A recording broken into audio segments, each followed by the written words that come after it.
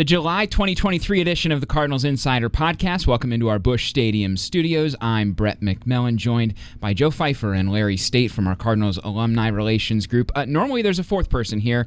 There's not this month, but stick with us. We're going to be talking about the National Baseball Hall of Fame in Cooperstown, New York. We just thought it would be fun with Scott Rolen going in. There's so much that happens behind the scenes. You guys are super involved in that.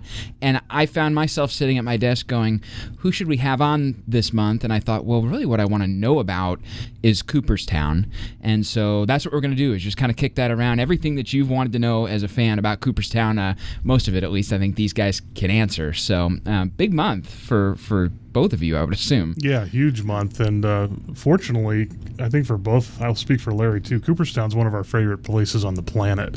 We've spent a lot of time there the last 6 years, even the last decade when you think about Whitey's induction, Tony's induction.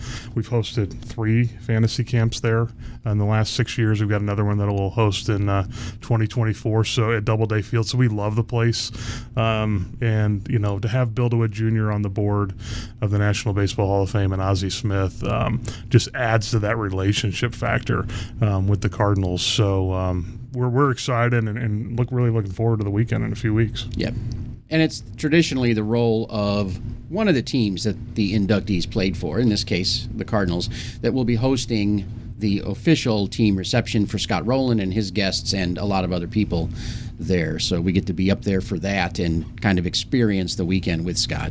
Everybody will watch on MLB Network on Sunday. We'll have a recap of it on Cardinals Insider TV a week or two later, the way that production works out. But that's the part people don't see, is that reception. And I've not been, but I'm willing to bet that's probably the coolest part of the weekend. It is, and it's an opportunity for us to honor in more of a private setting the player that's going in. You know, Scott had a decision to make, and he chose the Cardinals, and he's wearing the STL on his plaque, on his hat, and we couldn't be more thrilled. I mean, when you look back over the last couple decades, you're going to find a real short list of premium two-way players, and Scott, in my opinion, is one of the greatest two-way players in Cardinals history. So we're thrilled to honor him. That private party on Saturday, July 22nd, will be an opportunity for him to kind of just breathe for a moment. The inductee has a rigorous schedule. He and Fred McGriff will be very tired by the time Monday comes to a conclusion, but it'll be an opportunity for us to just provide him and his family and his closest friends with an opportunity to celebrate him in his career. I did tell him, we'll want him to say a few words at that party, and he's thrilled with that opportunity. I'm quite sure, based on the very little bit I know him, I'm sure he's very excited about that. I know he'll do a great job with his speech. The funny thing about Scott is he doesn't love the media, the public speaking aspect, but when he does it, he's incredible at it. So I'm looking forward to his speech as well. What do you see the emotions with these guys? Like, you've mentioned La Russa and Whitey. Whitey's got that famous line about going into the Hall of Fame in Cooperstown, New York is like going to heaven before you die. One of the great lines in all Cardinal Hall of Fame speeches. But it seems like the emotion definitely hits these guys. It comes out in different ways. I thought it was interesting in Scott's little presser he did at MLB Network. He said, I never expected to be on this trajectory growing up in Jasper, Indiana. He's not a super emotional guy, but not giving away too much of the moment because it's theirs. But how do you see those emotions come out on the weekend with the inductees? Well, you certainly see them come out when they're making their speeches, and having been there a few times for that, I think not just the Cardinals, but anybody, the particular point in their speeches where they're thanking the people that played a role from the time they were kids and high school and all the way through, naming coaches and parents and other people, that's when the emotion really comes out. Yeah, and to witness Scott's emotion when his mom and dad were at his house and he got the call, that's where it all comes to fruition. That's where the little boy who was playing Little League Baseball with a dream of being a a Major League Baseball player, and you talk to major leaguers and Hall of Famers. Rarely do you hear them say it was my dream to be a Hall of Famer. It was their dream to be a big leaguer. But to get to this stage and be one of the best ever at your craft, it's emotional. And the speeches have been phenomenal. I mean, we were fortunate to be there for Larry Walker's induction and Ted Simmons, and obviously Ted going in as a Cardinal. And Ted's speech was unbelievable. And we were sitting there, and as the year Derek Jeter went in, so 98% of that audience in that giant lawn in Cooperstown, New York, were Yankees fans. And when Ted got up there, in about 2 minutes in, the place was silent, and he had everybody's attention, eyes and ears, from the crowd and on stage, the other Hall of Famers.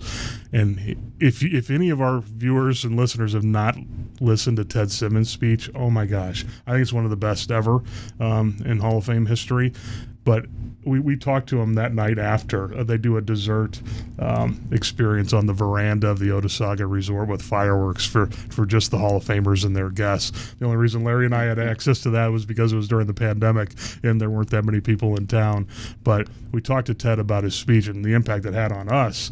But he said 2 minutes in, he's like, I looked out there, he's like, I got him, and he nailed it. And that's the magic of that Sunday, is hearing from their own mouths their life story in a real short segment, but in those that impacted them the most. Well, and that's the point of Hall of Fame weekend to me, too, is making the public at a national level aware of the people that compose the history of this game. You know, Derek Jeter, nationally known in a way that Ted Simmons probably isn't, and I don't like that because I know the player and the man Ted is, but it's cool to see those guys get that stage, and I think it'll be neat with Fred McGriff and Scott Rolen, too, who certainly Scott a superstar in his day, but I think there's a lot of people that are younger that are going to get to be introduced to him and who he is in a way that maybe they haven't yet. And both unassuming superstars in our game. I mean, go look at the numbers that Fred McGriff and Scott Rolen put up, both unassuming. Never really brought a ton of attention to themselves during their careers. So let's talk about what the schedule actually looks like for you guys on the back end, because I think people get really interested in that, right? So first of all, if you don't know, there is no airport in Cooperstown, New York. At least not that you're landing 737s in. So take me from wheels up here in St. Louis and what the weekend looks like for you guys. Sure. Well, we fly in a couple days early. We're flying into Albany. And from there, it's about almost a 90-minute drive from Albany into Cooperstown. There's a facility where we're hosting the reception for them, so a lot of our time will be spent getting that event ready inside that facility. And then taking in some of the sites ourselves, because Main Street in Cooperstown that week is bustling, and one of the great things will be to see a whole army of people wearing Scott Rolen jerseys and another whole army of people walking around in Fred McGriff jerseys or Cardinals, other Cardinals jerseys and T-shirts, and a lot of other major leaguers. Some of them Hall of Famers and some not. There's a lot of card shops and memorabilia stores, and there's big and small autograph signings all over the place. We were a couple of years ago, we were having breakfast one morning near Main Street. It was the year that Tony La Russa went in, and while we were sitting inside the store, Darryl Strawberry just walked past us, behind us, and said hello. It's that kind of experience everywhere you turn. Yeah, it's baseball heaven outside of St. Louis. And the neat thing about just two guys going in is McGriff and Rolen are going to have the fanfare. The last time we were there in 2014, seven inductees in addition to Tony La Russa that year. So the place was packed, number one, but you had multiple teams represented. I think my favorite experience I've ever had, it was 2002 when Ozzie went in, because Ozzie went in alone. He was the only player, and it was just a sea of red in Cooperstown. And I anticipate we're going to see a sea of red. Even Fred will have plenty of support, but I imagine it's going to be a sea of red for Scott Rolen. What's it like for our guys who are in? I'm sure they were excited to welcome another guy to the fraternity. What's that dynamic like? That dynamic is pretty cool, I think, and we experience it on a lot of different levels. But you're part of the group, the most elite group in the history of baseball, and they're a fun fraternity. We got to witness it in 21 on more of an intimate level when Ted and Larry went in, and they just connect, and it's an opportunity for different eras to connect. I mean, I think one of the neatest things for us leading up to the late July is that Whitey Herzog's going. Yeah. And Whitey hasn't been back in a little while. And Scott didn't play for Whitey, but Whitey loved Scott Rolen and loved the player he was, the person he is.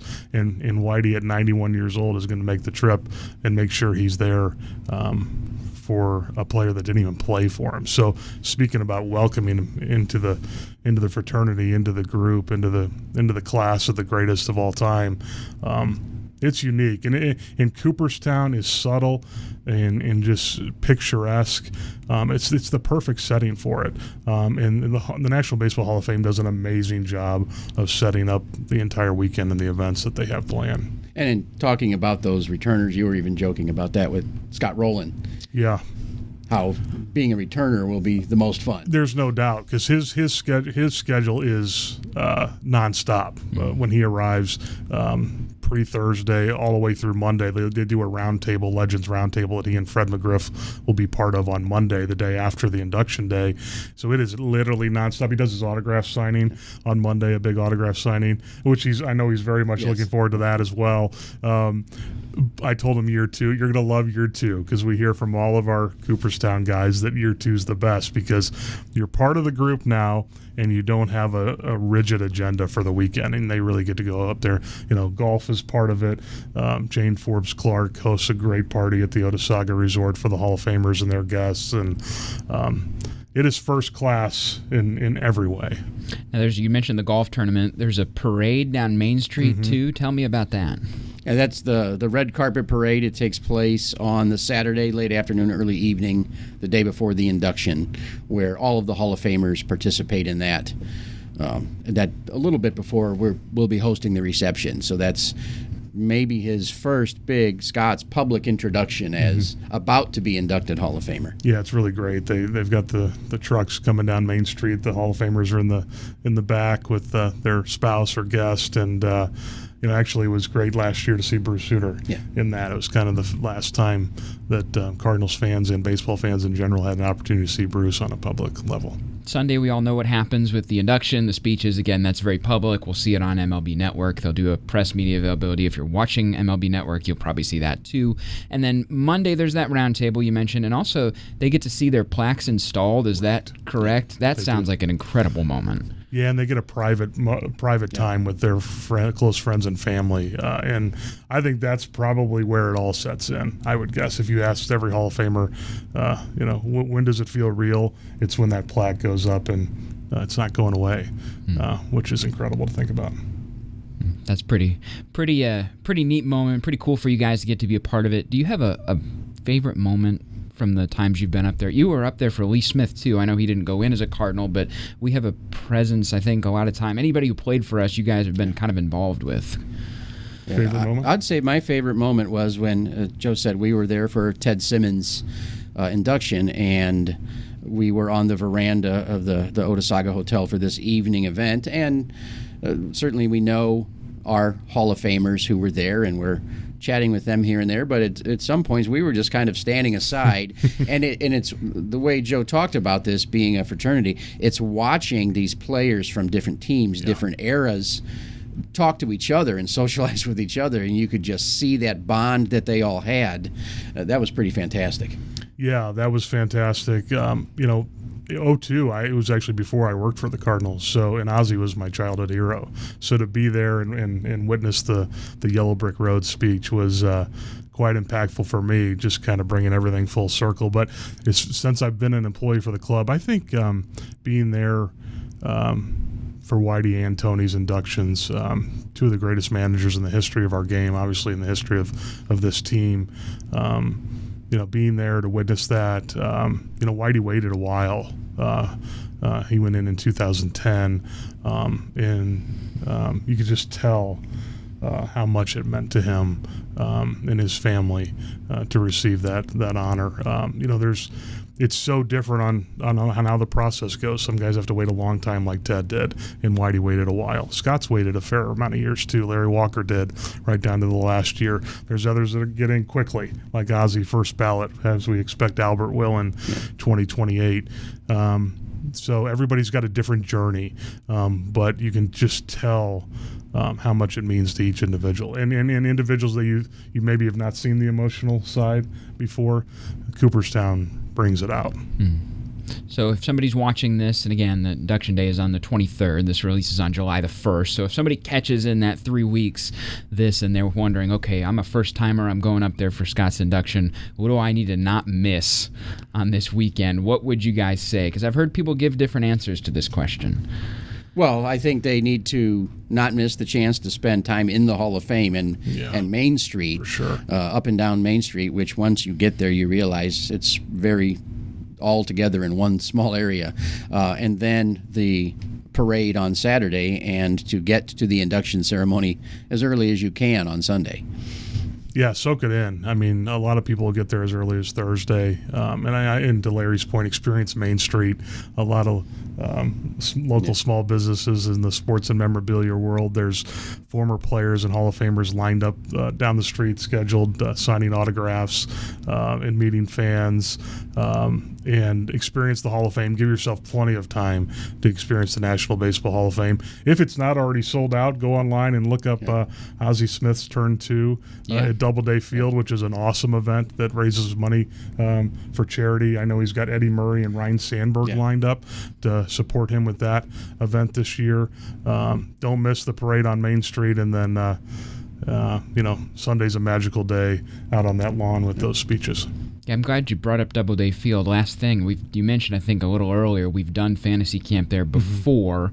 What's the plans? When are we headed back? Do we have a date? We don't have a date, just because the village of Cooperstown, that Doubleday Field is in high demand, and they send out opportunities for dates on an annual basis. We'll have a date in the fall, but we're going back in 2024. So it'll land somewhere between, ideally, June and September of 24. We'll go back to Cooperstown for fantasy camp, and my goal, and he knows that, he hasn't confirmed yet, but that Scott Rolen will be part of that fantasy camp. That would be pretty cool. So we're going to hold him to it now that it's been recorded.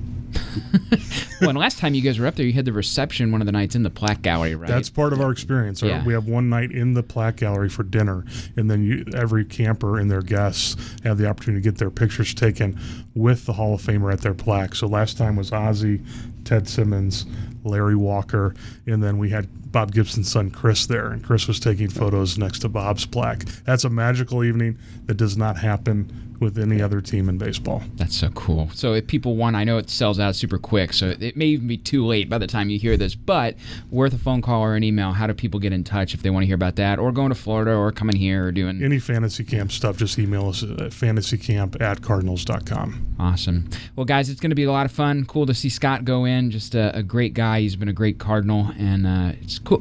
We love all of our alumni, and it's great to see all the Red Jackets, but it's always cool, I think, the fan side of me, to add another Cooperstown guy.